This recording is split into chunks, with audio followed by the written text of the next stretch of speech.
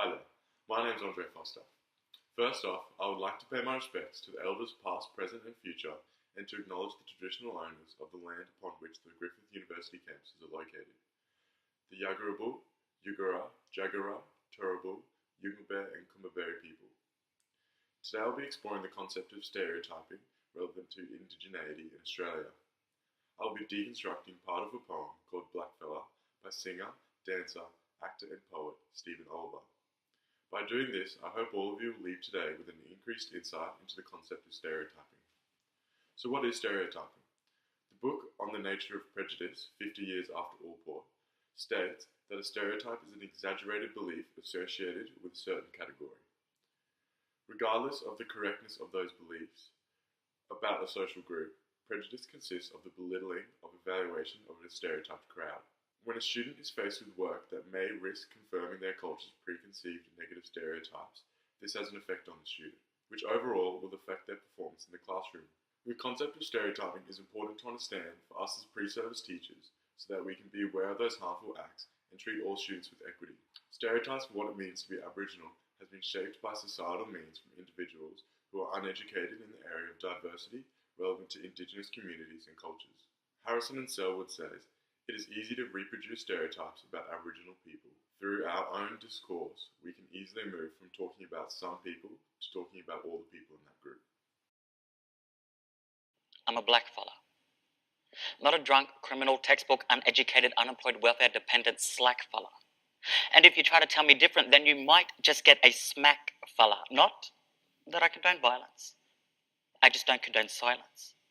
And when you try to tell me about what it means to be an Aborigine with your stupid ass jokes, stereotypes and Discovery Channel mentality, I'm afraid I have to speak up and let you know about me. See, I ain't what you've seen in your travel magazine. And I haven't got the look from your history book. Noble? Maybe. Savage? No. Unless you're talking about my words and the way that they flow, but this isn't about style. It's about attitudes. It's about people who formulate their ill-informed views, who switch on the TV and then suddenly, out of the blue, they know all about me. Oh, he comes from that race involved in that car chase. It's such a disgrace what they do to the place. I mean, seriously, in this day and age, you want to learn about me, you need to learn to engage. Don't base your decisions on things that you see. Make up your mind by talking to me. I won't rob you or beg, and I won't try to fight you. This poem discusses issues relevant to the stereotypes that are placed upon the impacted, marginalised community. At the start of the poem, Stephen points out that he is a blackfella. He then follows this by naming aspects which he is not, such as welfare dependent, a drunk, and uneducated. These point out negative preconceptions that society has built around the whole of the Aboriginal and Torres Strait Islander communities.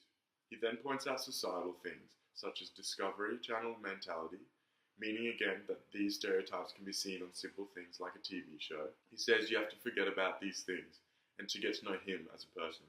This shows that he and others do not relate to those stereotypes and to not put him into those categories of negative preconceptions, because those ill-informed views are fabricated and untrue. He goes on to tell again that these uneducated people turn on their TV to see the first Australian and immediately assume that false stereotypes about Aboriginal and Torres Strait Islander peoples applies to them. These socially constructed preconceptions have and continue to negatively impact the Indigenous community today. The controversial topic of stereotyping affects a large percentage of Aboriginal and Torres Strait Islander people. Because of these inaccurate beliefs, it creates an academic progression barrier for these children in schools, with stereotypes being not objectionable because they are generalizations that have been proven false. Us as teachers need to value and celebrate diversity, become an agent of change to influence children's future, to give them opportunity, to create a supportive learning environment, to encourage growth, and to value yourself and others. As I conclude this presentation, I would like all you to reflect on how stereotyping has affected the Aboriginal and Torres Strait Islander community, in contrast to how stereotyping has affected you.